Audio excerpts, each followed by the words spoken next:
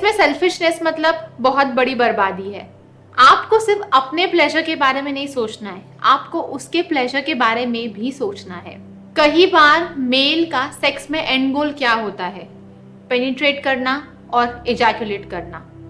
यहाँ पे आप अपने बारे में सोच रहे हो, आपके फीमेल पार्टनर के बारे में नहीं। और ये थॉट कहाँ से आता है? पॉर्न से। पॉर्न हमें क्या बताता है कि अगर एक मेल ने इजैकुलेट कर लिया मतलब पिक्चर खत्म हो गई। फीमेल प्लेजर का क्या, फीमेल ऑर्गेज्म का क्या? इसलिए ज्यादा फीमेल्स को ऐसे ही लगता है कि उन्हें यूज किया गया है, उन्हें कोई समझता ही नहीं है, उनके पार्टनर को पता ही नहीं है कि प्लेजर क्या होता है। यहाँ पे हम हर सेक्स की बात कर रहे हैं, कैजुअल सेक्स की भी बात कर रहे हैं। लोगों को लगता है कि कैजुअल सेक्स मतलब वाव है, वहां पे तो ऑर्गेज्म होगा ही, पर इन रियल कैजुअल सेक्स में ऑर्गेज्म गैप सबसे ज्यादा पाया गया है। अब ऐसा क्यों है?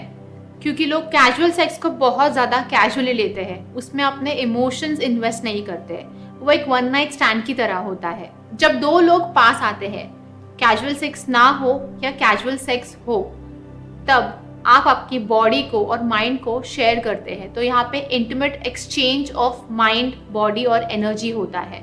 तो अगर एक लड़की आपके साथ सेक्स कर रही है तो वो अपने प्राइवेट लाइफ का एक पार्ट आपके साथ शेयर कर रही है। तो आपको उसे यहाँ पे अडोर करना है, उसे रिस्पेक्ट करना है, इससे ट्रस्ट बिल्ड होगा।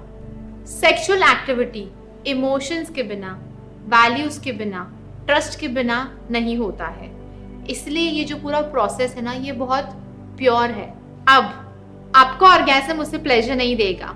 सिर्फ पेनिट्रेट करना, सेक्स पोजीशन चेंज करके भी बार बार पेनिट्रेट करना, इससे आप ऑर्गेज्म तक पहुंच पाओगे, पर वो ऑर्गेज्म तक नहीं पहुंच पाएगी, क्योंकि आपका ऑर्गेज्म तक पहुंचने का प्रोसेस डिफरेंट है और उसका ऑर्गेज्म तक पहुंचने का प्रोसेस डिफरेंट है। तो आपको जानना है कि वो ऑर्गेज्म तक कैसे पहुंच सकती है। तो अगर आप सिर्फ आपके ऑर्गेज्म के बारे में सोच रहे हो, आपके प्लेजर के बारे में सोच रहे हो, आपके इजैकुलेशन के बारे में सोच रहे हो, तो आप उसे साइडलाइन कर रहे हो। और सेक्स ये एक टीम वर्क होता है। तो अगर आप इस पे टीम वर्क की तरह काम नहीं करोगे तो ये आपके लिए कभी भी काम करने नहीं वाला है। और सेल्फिशनेस सेक्स में एक बहुत बड़ा डिजास्टर हो जाता है। फिर उसके बारे में भी सोचो। अगर आप सिर्फ आपके बारे में सोचने वाले हो तो उससे ऐसा लगेगा कि आप उसे एज अ ऑब्जेक्ट देखते हो, आप उसे सिर्फ यूज कर रहे हो।